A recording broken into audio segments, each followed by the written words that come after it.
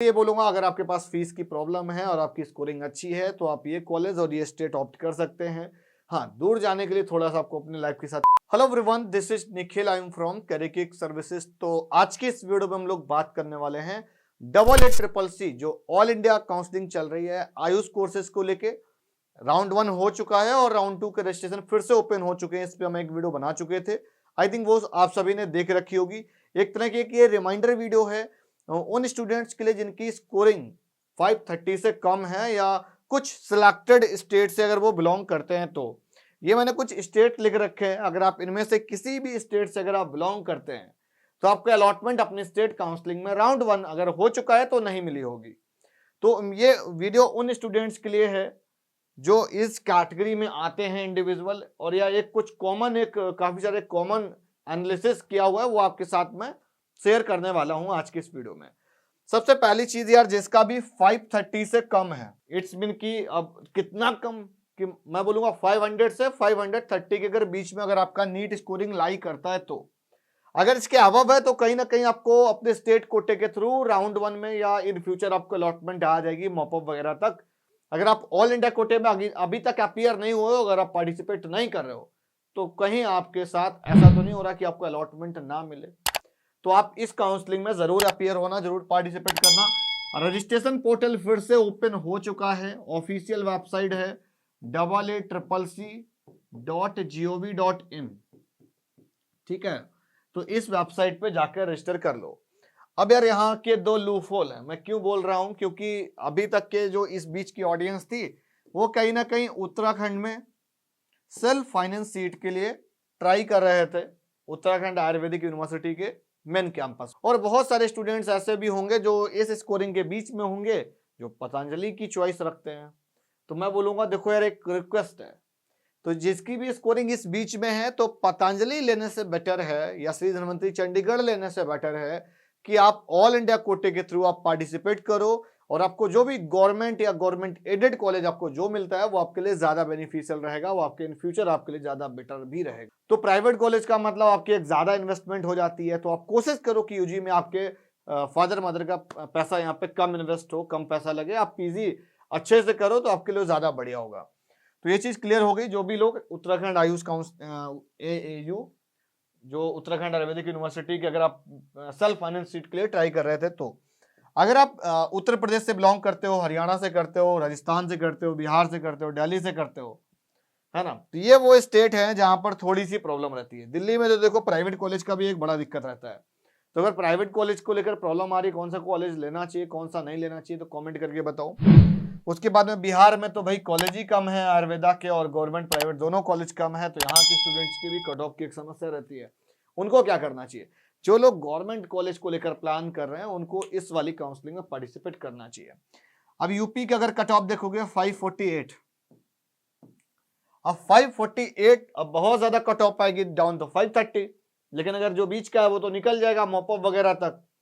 अब जो इसके नीचे वाला है वो तो एकदम डेडलाइन पे चला जाएगा। अगर यूपी से बिलोंग करते हो ना, स्पेशली बोल रहा हूँ उत्तर प्रदेश वालों के लिए, अगर आपकी स्कोरिंग 535 से भी कम है, 535 से लेस है, अगर आप कॉन्फिडेंशियल अगर आप गेम खेलना चाह रहे हो, जनरल कैटेगरी लिए बोल रहा हूँ, स्पेशली जनरल हो या ओबीसी हो, दोनों की कट ऑफ लगभग 1-2 नंबर का डिफरेंस रहता है, बहुत ज्यादा गैप नहीं आता है, तो आप इस काउंसलिंग में जरूर रजिस्टर करो, ठीक है।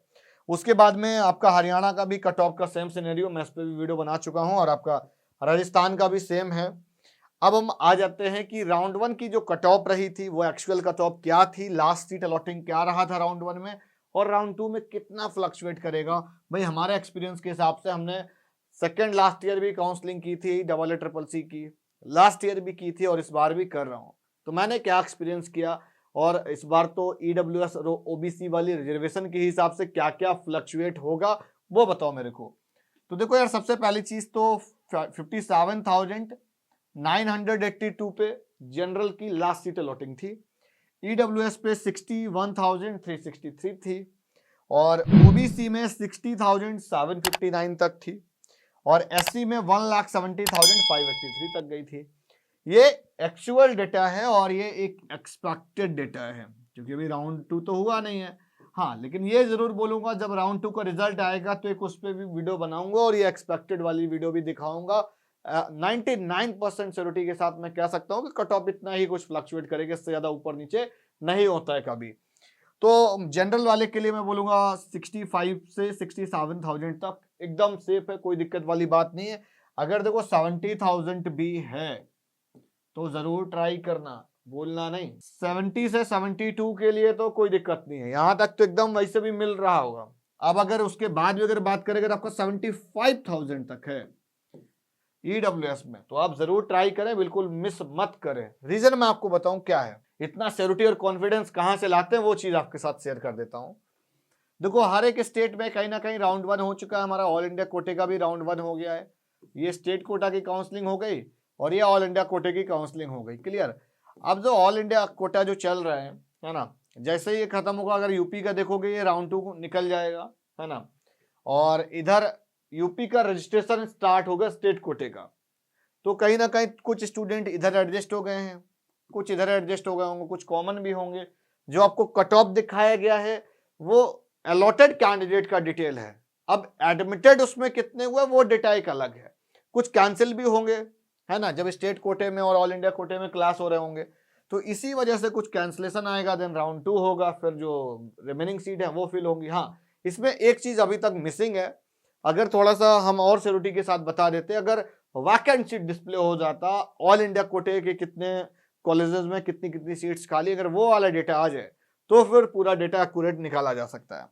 ओबीसी वाले के लिए 70,000 तक है अगर, तो बिल्कुल चांस है, कोई दिक्कत नहीं है। हाँ, यहां पर अगर उसका 72,000 तक भी है तो उसको बिल्कुल भी मौका चूकना नहीं चाहिए, उसको भी पार्टिसिपेट करना चाहिए, है ना। उसके बाद में एससी वाले के लिए 2 लाख तक। हाँ, अब एक चीज मैं कॉमन बोल दूं, जनरल ईडब्ल्यूएस और ओबीसी का 80,000 तक अलॉटमेंट आ जाएगी अगर वो मॉपअप राउंड तक पार्टिसिपेट करता है तो।